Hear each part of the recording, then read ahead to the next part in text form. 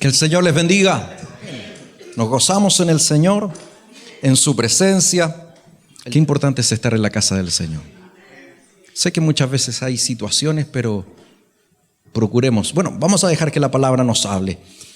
Vamos a ir a Reyes, segundo libro de Reyes, capítulo 3.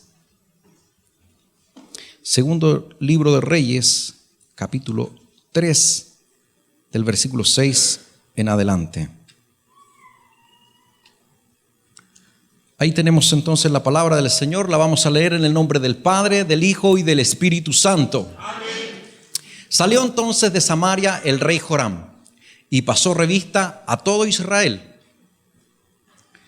Y fue y envió a decir a Josafat, rey de Judá: el rey de Moab se ha rebelado contra mí. ¿Irás tú conmigo a la guerra contra Moab? Y él respondió: iré, porque yo soy como tú, mi pueblo como tú, y mis caballos como los tuyos. Y dijo: ¿por qué camino iremos? Y él respondió: por el camino del desierto de Edom. Salieron pues el rey de Israel, 1, el rey de Judá, 2, el rey de Edom, 3. Y como anduvieron rodeando por el desierto 7 días de camino, les faltó el agua para el ejército y para las bestias que los seguían.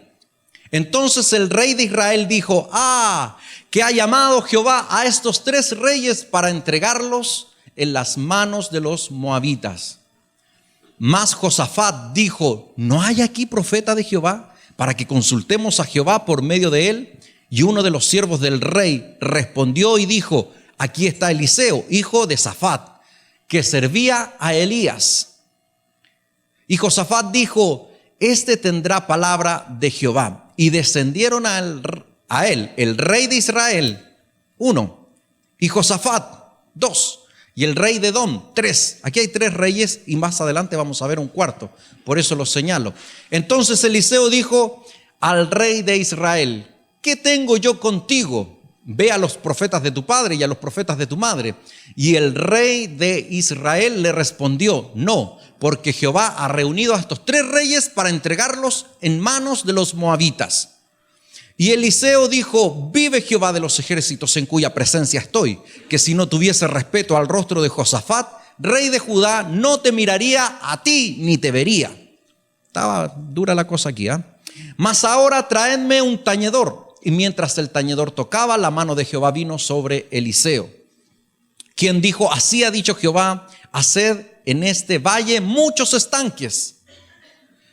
Porque Jehová ha dicho así: no veréis viento ni veréis lluvia, pero este valle será lleno de agua, y beberéis vosotros y vuestras bestias y vuestros ganados. Dejémoslo hasta ahí, por favor.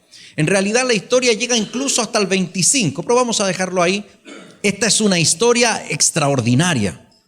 Es una historia fabulosa que edificó mucho mi vida y creo que nos va a edificar también a nosotros el día de hoy. Hay veces, debo comentarle que hay veces que Dios habla a través de mis palabras y yo no me entero. ¿Le ha pasado a usted que yo he predicado algo y usted ha recibido una palabra, pero a veces yo ni me entero? Pero otras veces yo sé que Dios está hablando a través de mis palabras, pero no sé a quién. Y eso es bonito también. A veces no me entero, a veces sí me entero, sé que Dios está hablando y no sé a quién. Y eso también es bonito. Pero hay otras veces en las cuales Dios me da una palabra con nombre y apellido. Y aunque todas son maravillosas, estas últimas son las más difíciles. Porque cuando yo entrego una palabra y no sé si alguien está recibiendo algo de parte de Dios, yo no me entero. Cuando yo sé que el Señor está ministrando a alguien porque lo siento, no tengo idea quién es. Ya ha pasado, muchas veces recibimos confirmación. Hay personas que dicen: pastor, la palabra me ministró, esa palabra que usted dijo era para mí. ¿Puede decir alguien amén? No estoy aquí. ¿Verdad que sí? Pero las palabras más difíciles son aquellas cuando yo le digo al Pablo: ahí es difícil. Porque es con nombre y apellido. Y yo tengo una lucha de fe. Amén. Porque en la otra yo entrego la palabra, Dios me pone algo en el corazón y yo lo entrego y listo. Pero cuando es para una persona con nombre y apellido es difícil, porque hay una lucha de fe. ¿Lo digo o no lo digo? Boom, boom, chicos, ¿se acuerdan? Boom, boom, chicos, ¿lo digo o no lo digo? ¿Cuántos quieren recibir esta palabra el día de hoy? Amén. Vamos a hablar un poquito del contexto, rápidamente del contexto histórico para entender. Aquí inicialmente hay 3 reyes y podemos incluir un cuarto. El primer rey es el rey Josafat, rey de Judá. Y el otro rey, que son los más protagonistas, es el rey Joram, que es el rey de Israel. Bueno, aquí tenemos que hacer una aclaración, puesto que el reino hebreo se dividió. Después de que Salomón muere, asumió su hijo Roboam. Esta es una historia, se la voy a contar súper cortita. A más de alguno le va a hacer eco porque más de alguna vez también se ha predicado. Después que murió Salomón, porque estuvo el rey Saúl con la confederación de las 12 tribus del reino de Israel. Después estuvo el rey David, que también unió las 12 tribus. Después estuvo Salomón, que también tenía las 12 tribus unidas. Pero cuando muere Salomón, el que asume es su hijo Roboam. Y su hijo Roboam, vinieron los ancianos de Israel, es decir, de las tribus del norte. De las 10 tribus del norte de Israel. Vinieron con Roboam y le dijeron, bájanos los impuestos y te serviremos. Y Roboam le pidió consejo a los ancianos. Y los ancianos le dijeron, sí, está bien, porque tu padre, Salomón, tenía pesados impuestos. Y era lógico. Se construyó el templo, se hicieron grandes edificaciones. Y esas grandes edificaciones siempre se pagan en todo lugar, en todo pueblo, en toda nación, en todo estado, se pagan con impuestos. Entonces el impuesto que estaban pagando realmente era pesado. Entonces los ancianos le dijeron, sí, es verdad, el impuesto es pesado. Rebájale los impuestos para que mantengas unida a toda la nación de Israel. Pero Roboam también consultó con el consejo de los jóvenes. Consultó con el consejo de los jóvenes y los jóvenes le dijeron, no, ellos quieren puro flojear. Por eso que pidieron que les bajara los impuestos. Quieren holgazanear. Más bien súbele los impuestos. Y Roboam le hizo caso al consejo de los jóvenes. Y le subió los impuestos a las 10 tribus del norte. Entonces cuando envió un emisario a cobrar los impuestos, murió. No se murió solo, lo mataron. Lo mataron los líderes, los caudillos de las tribus del norte, y desde entonces se separó la nación hebrea y ya no era un solo reino como fue con Saúl, David y Salomón, sino que de ahí en adelante, y nunca más se va a volver a juntar, de ahí en adelante el reino fue dividido entre el reino del sur, que también se le llamaba el rey de Judá, donde el rey es Josafat en este momento, y también el reino del norte, que se le llama también al reino del norte, el reino de Israel. Por eso que aquí se habla acerca del rey de Judá y del rey de Israel.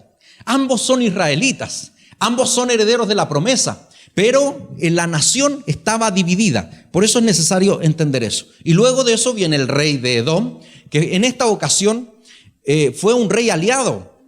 En esta ocasión fue un rey aliado, pero tenían conflicto. Entonces está el rey Josafat, que es el rey del sur, el rey de Judá. Está el rey Joram, que es el rey del norte, el rey de Israel. Está el rey de Edom, que en esta ocasión es un rey aliado. Y el rival, que es el rey de Moab.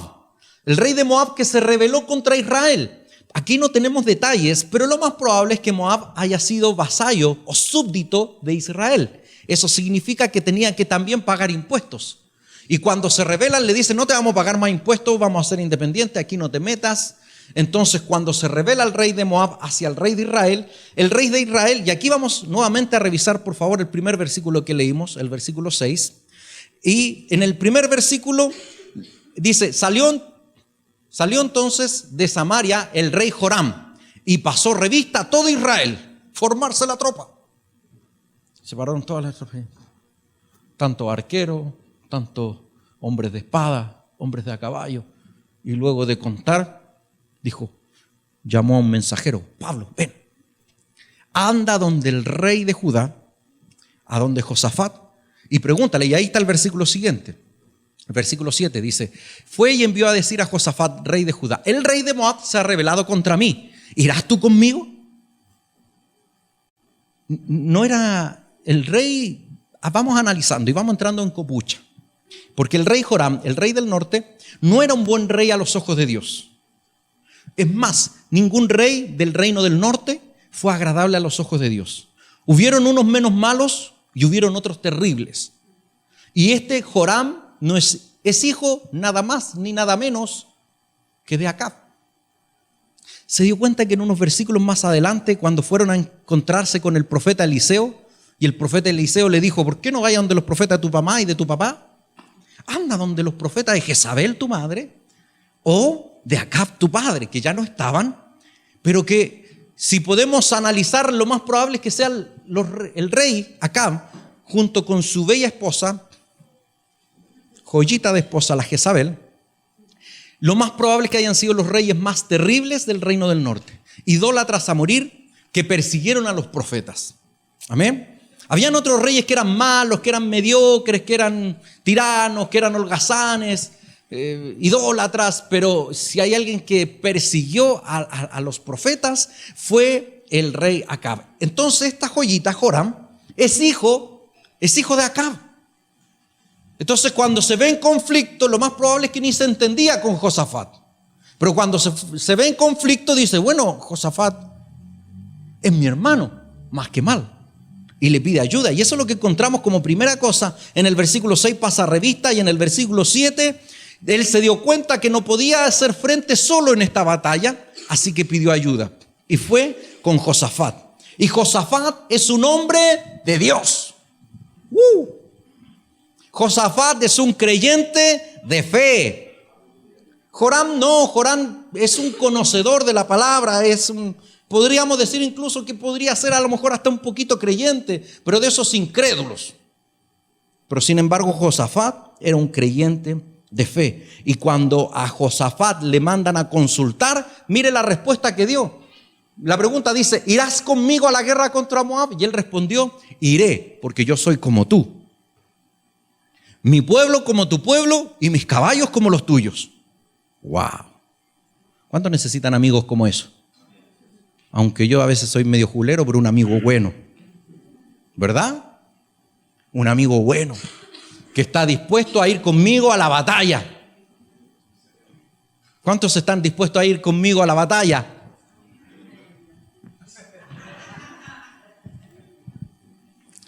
Señor, obra en este pueblo con tu palabra. Entonces Josafat nos da una muestra de un verdadero hombre de Dios. Nos muestra su generosidad. Podría decir: ¿qué me meto yo? Ese es tu problema, Joram. Pero sin embargo, él asumió un compromiso y fue generoso y dijo: vamos a ir. Y mi ejército es tu ejército y mis caballos son tus caballos. Entonces se puso a disposición. Y no solamente Josafat es generoso. Aquí el Señor ya nos está ministrando. Josafat no solamente es generoso, sino que además es humilde. Y aquí le hago el paréntesis para que ya vamos entrando en tema, porque el tema de hoy es, y lo tengo por aquí anotado, cómo alcanzar victoria en las batallas. Cómo alcanzar victoria en las batallas. A través de esta batalla que vamos a ver acá, nosotros vamos a recibir algunas lecciones maravillosas de cómo alcanzar victoria en nuestras batallas. ¿Cuántos de los que están aquí hoy tienen batallas? Yo creo que siempre enfrentamos batallas. Cual más, cual menos, de distinta índole, pero siempre estamos en un desafío, en una batalla que estamos librando. Y hoy vamos a recibir unos maravillosos consejos para poder tener victoria en esas batallas. Entonces Josafat fue generoso. Y aquí en esta iglesia hay generosidad. ¿Cuánto hay que poner? No solamente estamos hablando de eso, sino que estamos hablando de que el desafío y el problema de mi hermano me importa. Y por eso estoy orando. Por eso estoy intercediendo. Y si hay que hacer algo más, también lo hago. No solo mis oraciones son tuyas, hermano, sino que también puedes disponer de mi tiempo, también puedes disponer de mis recursos, porque tu causa es mi causa. A algunos no les gustó la última parte. Dígale al hermano que está al lado: estoy contigo. Dígale: estoy contigo.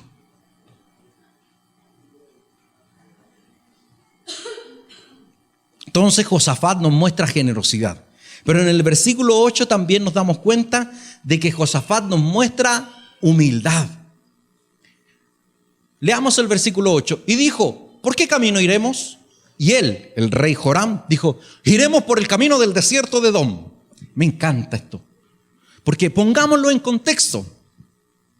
Josafat, el rey prudente, el creyente con fe, está junto a este creyente medio. Porque a veces cuando estamos en la iglesia, nosotros somos gente de fe, o creemos ser gente de fe, pero a veces el que está al lado mío no tiene tanta fe. No le voy a decir que mire para el lado, pero a veces al lado nuestro hay gente que no tiene tanta fe. Hay gente que a veces tiene que trabajar la fe, que tiene que aprender, que está ahí entre Tongoy y los Vilos, entre que sí y que no. Entonces me gusta esto porque a pesar de que el creyente bueno aquí era Josafat, pero Josafat le dice a Joram, ¿por qué camino iremos? ¿Cuál es la estrategia? ¿Qué hay que hacer? No le dijo, mira, ven, vamos, lo vamos a hacer así. No, sino que le dijo, dime tú, ¿qué hay que hacer? ¿Para qué soy bueno? O sea, Josafat era generoso y era humilde. Qué extraordinario este rey. Por favor, sigamos leyendo. El versículo 9 dice, salieron pues el rey de Israel, el rey de Judá y el rey de Edom. Recuerden que van a estar estos tres juntos. Y aquí vamos a definir al rey de Edom. Ya dijimos que el rey de Israel es ese creyente como que con sí, con sa, ahí. Y Josafat es el creyente de fe. Y el rey de Edom es el incrédulo, que está invitado a la fiesta, no sabe por qué. Está invitado a la batalla y no sabe por qué. Pero ahí está. Y este rey va a ser edificado por toda la bendición que va a traer esta batalla. ¿Cuántos creen que el Señor va a traer a gente de Edom? A gente que no es creyente, pero que va a llegar acá y van a estar en medio de batallas, en medio de desafíos, y aquí van a ser bendecidos y van a conocer a Dios, van a conocer sus milagros. Entonces salieron pues el rey de Israel, el rey de Judá y el rey de Edom, como anduvieron rodeando el desierto 7 días de camino. Pasó algo que era obvio en el desierto. Le faltó el agua para el ejército y para las bestias que lo seguían. Mire la reacción, por favor, del creyente Joram, el rey que es creyente ahí nomás. Versículo 10. Entonces el rey de Israel dijo, que ha llamado Jehová a estos 3 reyes para entregarlos en manos de los moabitas.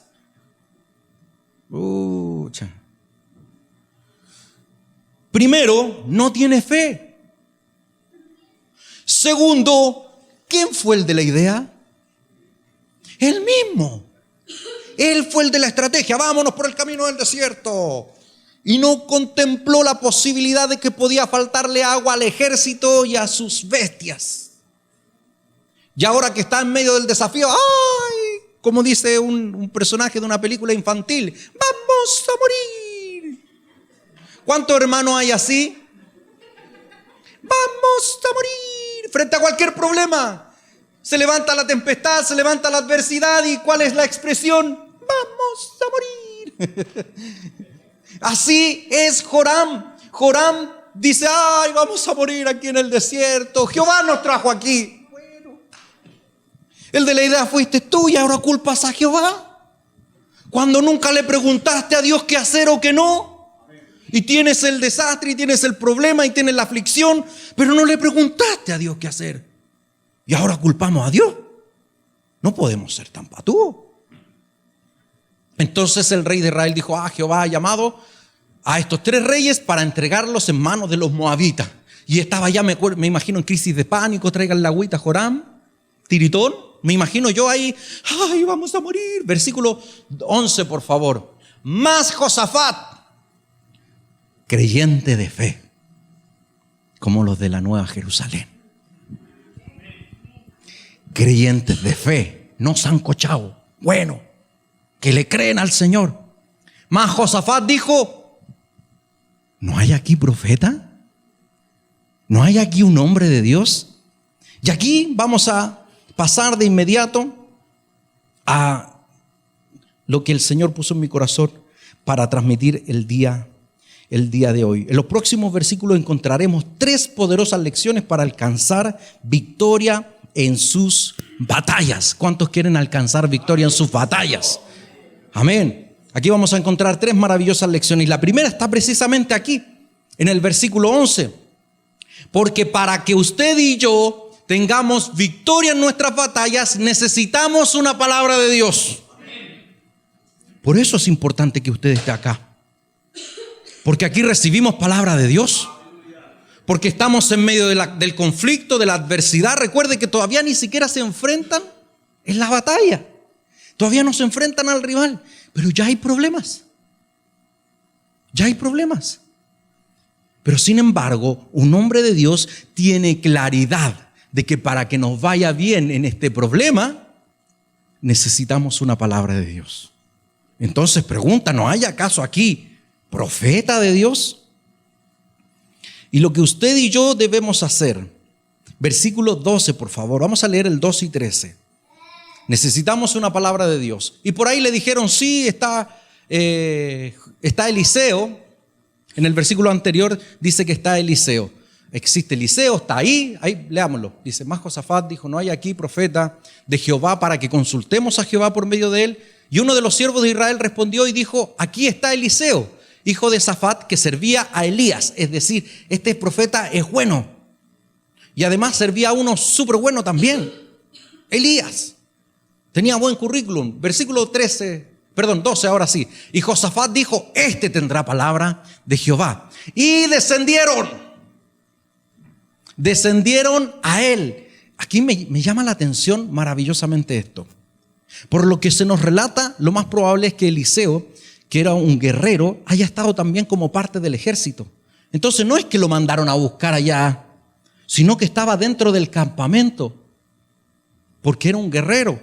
También estaba luchando. Entonces, como rey podrían haber dicho, traigan a Eliseo. Son reyes, son autoridad. Y aquí no lo dice, pero yo me imagino que Josafat, que es el creyente bueno en esta historia, le tiene que haber dicho a Joram, rey de Israel, y al rey de Edom, vamos, descendamos a la casa del profeta. Y fueron y descendieron, no a la casa, sino que donde estaba habitando el profeta.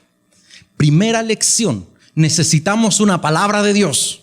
¿Cuántos dicen amén a eso? Pero para recibir palabra de Dios tienes que venir a la casa de Dios. Amén. Tienes que venir a la casa de Dios. A veces nos quedamos en casa esperando la palabra y la palabra está en la casa de Dios. Pastor, yo lo escuché por internet el otro día. Qué linda palabra. No es lo mismo. Tienes que venir a la casa de Dios a recibir una palabra. Y sigue el versículo. Entonces Eliseo dijo al rey, cagüineemos un poquito aquí. ¿A cuánto le gusta el chisme? A mí me encanta el chisme bíblico. Yo soy espiritual hasta para el chisme. Entonces Eliseo dijo al rey de Israel, ¿qué tengo yo contigo? Eliseo, mire, Eliseo, viene el rey de Israel, el Joram, el que era, ahí nomás, hijo de Acab más encima, y le dice, ¿qué tengo yo contigo? ¿Qué tengo que ver yo contigo? Dice, ve a los profetas de tu padre y a los profetas de tu madre, esa parte ya se las conté. Y el rey de Israel le respondió, no, porque ¿quién? Jehová ha reunido a estos 3 reyes para entregarlos en manos de los moabitas. Y dale con culpar a Dios. Y dale con culpar a Dios. ¿Cuánta gente hay así? Vamos a morir y la culpa es de Dios. Porque culpamos siempre a Dios. Y Dios no es el culpable de nuestras malas decisiones, de nuestras malas acciones. Versículo 14. Y Eliseo dice, vive Jehová de los ejércitos en cuya presencia estoy, que si no tuviese respeto al rostro de Josafat, el profeta le dijo, porque venía acompañado de un creyente de fe, te voy a entregar una palabra. ¿Quieren cambiarse de asiento? Para que vengan a acompañar a un creyente de fe. ¿Sabe qué pasa? Que a veces nosotros estamos aquí y nosotros estamos recibiendo una palabra. Estamos tomando las palabras de Dios, estamos tomando instrucción y la recibimos con fe. Pero a veces al lado, ¡pum!, Hay otro que está recibiendo la misma palabra, pero está, como dice una hermana mía, está en la mosca, en la rama, está en otro lugar, está en los quehaceres, está en los pendientes y no está recibiendo la palabra de Dios. Procuremos no solo estar físicamente en este lugar, sino que estar con nuestros sentidos conectados para poder recibir palabra de Dios. Y aquí hay lecciones maravillosas. Primero, ellos descendieron, fueron a la casa o a la tienda del profeta. No lo mandaron a llamar, sino que ellos fueron. Los 3 reyes se sometieron al varón de Dios. Y el rey Joram, rey de Israel, ¿qué es lo que tuvo que hacer con el profeta Eliseo? Agachar el moño, ¿no? Someterse. Porque Joram no le tenía simpatía a Eliseo. No como ustedes, que todos nos simpatizamos unos a otros. Porque aunque yo no le caiga bien a alguien, en esta noche el Señor me puso a mí para traer una palabra de Dios. Y si yo no le caigo bien a alguien, hermano Lenin, hay que agachar el moño para recibir palabra. ¿Se acuerda de Ana? Cuando estaba el profeta, el sacerdote, Elí, y el sacerdote le dice: ¿digiere tu vino? Mire la injuria grande. Estaba turbado el hombre de Dios, perdido totalmente. Entonces Ana se paró y le dijo: ¿qué te pasa? ¿No vi que tengo aflicción del corazón? ¿No estoy curada? Sino que con humildad le dijo: mi Señor, no tengas a tu sierva por ebria. Tu sierva está afligida del corazón. ¿Y qué le dice el sacerdote Elí? Dios conceda la petición de tu corazón, porque del hombre de Dios sale la palabra que tú necesitas. ¿Cuántos creen eso? Amén. Entonces hay que agachar el moño. ¿Qué me va a enseñar a mí este cabro chico? Ya no soy tan chico, ¿eh? De hecho, me estoy acercando más a la vejez. ¿Por qué es importante una palabra de Dios? ¿Qué es la palabra de Dios? Dijimos que la palabra de Dios es una semilla. Es una semilla que se planta en el corazón. Y usted y yo debemos procurar de que esa semilla germine para que dé fruto. Amén. Entonces, descendieron, fueron ellos a la tienda del profeta, se sometieron a su palabra, bajaron el moño. Mira la expresión coloquial que tengo yo ahí. Segunda lección que encontramos en esto, fíjese el versículo 14, ya habíamos anticipado. Y la lección que encontramos aquí, recuerde que estamos en que necesitamos una palabra, pero para recibir esa palabra tenemos que descender, tenemos que ir a la casa de Dios, tenemos que someternos para recibir una palabra de Dios. ¿A cuánto les está gustando este mensaje? Yo me imaginaba que no iban a haber tantos amenes. Pero también debemos estar bien acompañados. Si usted no tiene mucha fe, acompáñese de alguien de fe, porque 2 incrédulos no va a andar bien. ¿Cuántos creen que somos de bendición? Somos de bendición. Josafat era un hombre de bendición. Josafat estaba con el rey de Israel, estaba con el rey de Edom, y el profeta mira las caras y le dice: por ti voy a recibir a estos 3, y por ti voy a dar una palabra para estos 3, y por ti voy a anunciar la victoria que Dios hará en medio del pueblo. ¿Cuántos creemos de que somos bendecidos de Dios? ¿Cuántos creen de que el trabajo donde ustedes están es bendecido porque está usted ahí? No estoy convencido de eso.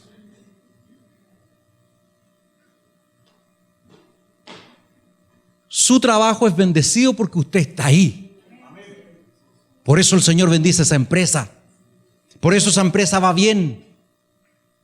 Y cuando salen problemas, por eso que son bendecidos. ¿Cuántos saben que nosotros somos de bendición y la bendición también sobreabunda? Aquí en la feria del día domingo, que es la mejor feria que yo tengo, casi siempre estoy lleno de gente. Y al lado mío está Don Pato, un caballero ya un poco mayor que yo, 50 y algo de años debe tener. Y también le va súper bien. Y como que los dos negocios están llenitos. Y yo digo, hasta Don Pato es bendecido por mi causa.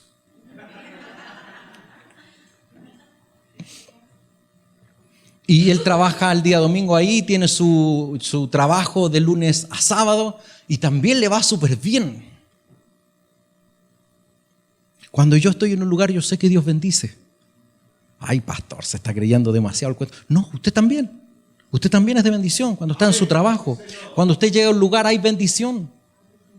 Cuando usted está en un lugar, las puertas se abren. Usted es de bendición. Amén, créaselo. Sea como Josafat, no como Joram, que no se la cree. Entonces, por causa de Josafat, los demás reyes fueron bendecidos. Entonces, necesitamos juntarnos con gente de fe, con gente de bendición, porque a través de esa gente Dios trae más bendición. ¿Cuántos se quieren juntar con el pastor Miguel? Amén. ¿Y cuándo fue la última vez que lo invitaron a su casa? Este hombre, no es broma, este hombre es hombre de bendición. Me encanta tenerlo en mi casa y me encanta escucharlo, porque es un hombre de bendición. Invítelo, Pastor Jorge, es un hombre de bendición. Me encanta escucharlo también. Cuando el Pastor Jorge tiene expresiones que nosotros muchas veces escuchamos acá en los mensajes y que es cierto. Cuando él dice que andaba chuteando piedras, sentado en una cuneta, es verdad, si no son expresiones, momentos difíciles que se vivieron. Y cuando usted escucha testimonios como eso, si Dios lo hizo con él, también lo puede hacer conmigo. Júntese con gente de fe. Y el tercer punto, el versículo 15, dice, más ahora, tráiganme un tañedor. ¿Qué es lo que es un tañedor? Yo no sé, no es que trajeron el teclado, pero tráiganme un músico. Tráiganme un músico. No estaban los planes de hacer esta parte. Porque el profeta necesitaba alabanza. Por eso que es importante cuando usted llega a la casa del Señor y partimos con alabanza. Porque a veces queremos recibir una palabra, pero no hemos alabado al Señor. Por eso que hay gente que lleva años en esta iglesia, o llevaba años en esta iglesia, y no sentía que recibía una palabra. Porque aunque haya palabra del Señor en este tiempo, si usted no ha adorado, la palabra no te habla. ¿Escuchó? Por eso es importante la alabanza y la adoración. Porque es en ese momento en el cual usted y yo adoramos a Dios, entregamos nuestra vida al Señor, nos derramamos delante de Él, entonces viene palabra de Dios para su vida. Esa palabra que yo necesito. Así que, si usted quiere palabra de Dios, tiene que llegar a la adoración. Tiene que venir a exaltar el nombre del Señor. Vamos con el segundo punto, versículo 16, por favor. Dijimos que el primer punto es que necesitamos una palabra de Dios. Si queremos tener victoria en nuestras batallas, necesitamos una palabra de Dios. Versículo 16, mire cómo dice. Así ha dicho Jehová, haced en este valle muchos estanques. Haced en este valle muchos estanques. Y aquí hay una palabra extraordinaria. Una palabra nueva que van a escuchar. ¿Se ha escuchado esos predicadores que dicen una palabra rema? Una palabra nueva. No los quiero aburrir con esto, pero es curioso, porque cuando uno aprende griego, uno se da cuenta que logos y rema se traducen como palabra. Y muchos dicen, no, es que logos es la palabra escrita y rema es la palabra revelada. Pero resulta que cuando se refiere a Jesucristo, Dice energía en Logos, es decir, se refiere a Jesucristo como el Logos, la palabra. A Jesucristo mismo, la encarnación de la palabra. Entonces yo no sé por qué le dan más importancia a Rema si Logos es Cristo mismo. Paréntesis teológico. Porque es que suena bonito, voy a decir una palabra Rema. No, esta es una palabra súper nueva que usted no ha escuchado nunca. ¿Sabe cuál es el segundo punto? Si usted quiere triunfar en sus batallas, necesitas trabajar. La palabra que es nueva. No es nueva esa. Por ahí algún estudioso dijo que hay como 365 esfuérzate de ser la Biblia, si no me falla la memoria. O sea, es como que hay que uno para cada día. Hay algunos que quieren victoria sin trabajar. Y hay que trabajar. Y no solamente me estoy refiriendo al trabajo físico, sino que a disponerme en las manos de Dios. A veces queremos que Dios haga un milagro, pero yo no estoy dispuesto a levantarme por la mañana a tener un tiempo de oración. A veces no estoy dispuesto a servir a Dios en su casa. A veces no estoy dispuesto a hacer nada por Dios y quiero que Dios me entregue una palabra para que traiga victoria a mi vida y no haces nada, como dicen algunos memes, o sea, hello. La palabra nueva esta. Mire, fíjese lo que dice, que construyan estanques, que hagan muchos estanques. Y aquí yo me acordé de una ilustración chistosa, o una ilustración cómica. Suena mejor que decir chiste. Ese chiste que dice que Jesucristo iba con los discípulos y le dijo a todos sus discípulos, tomen una piedrita, pónganla en su bolsillo. ¿Escuchado ese chiste? Y dice que Pedro dice, yo voy a tomar una piedra grande, y toma una piedra grande, y ahí la traía. Judas dijo, una piedra, ¿para qué? Ahí estaba Joram, el espíritu de Joram. ¿Para qué una piedra? Ya Jesús ya está medio. Así que agarró una piedra chiquitita. Y llegado el momento de la 11, dice, ya chiquillo, pongan sus piedras que las voy a convertir en pan. Y ahí estaba Pedro con un tremendo pan. Y Judas conoció un pancito.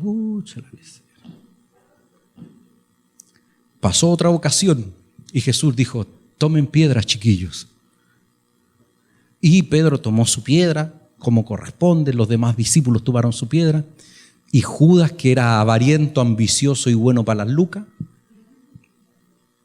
agarró así una piedra. Bien grande la piedra.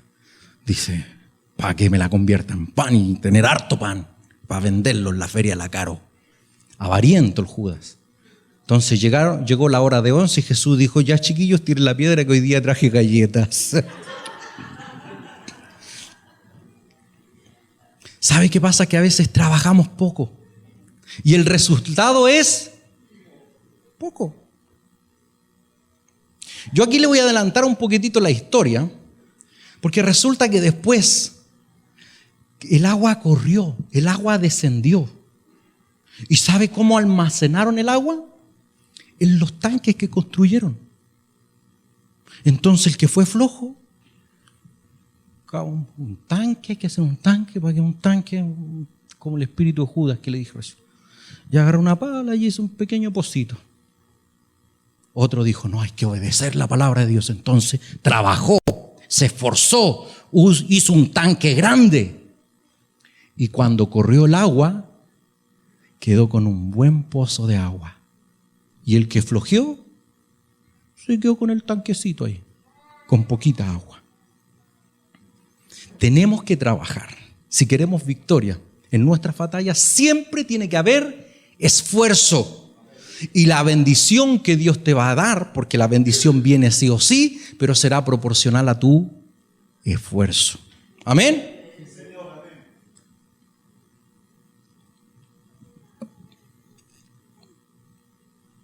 El tercer punto. Yo antes de pasar al tercer punto quiero preguntarle, ¿cómo va su estanque? ¿Cómo va su estanque? ¿Estamos trabajando para Dios? ¿Tiene un buen estanque? Me imagino yo que el Señor pasa inspeccionando por el campamento y dice, ¿cómo está el estanque, Pablito? Y ahí está Pablito, haciendo un buen estanque. ¿Y Miguel? ¿Dónde está Miguel? ¿Dónde está? No, va a 3 metros allá abajo. Éjale.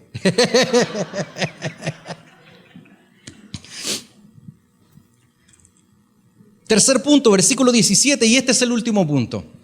El tercer punto lo encontramos en el versículo 17, dice, porque Jehová ha dicho así, no veréis viento ni lluvia, pero este valle será lleno de agua, y beberéis vosotros y vuestras bestias y vuestros ganados.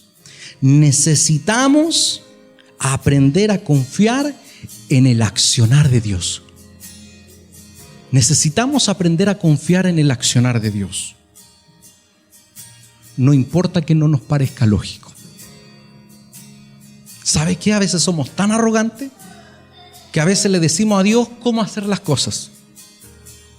Daniel capítulo 4 versículo 35 dice que no hay quien le diga a Dios, ¿qué haces, Dios? ¿Por qué haces esto? A veces nosotros somos tan arrogantes y miramos al cielo y decimos, Señor, ¿pero qué estás haciendo?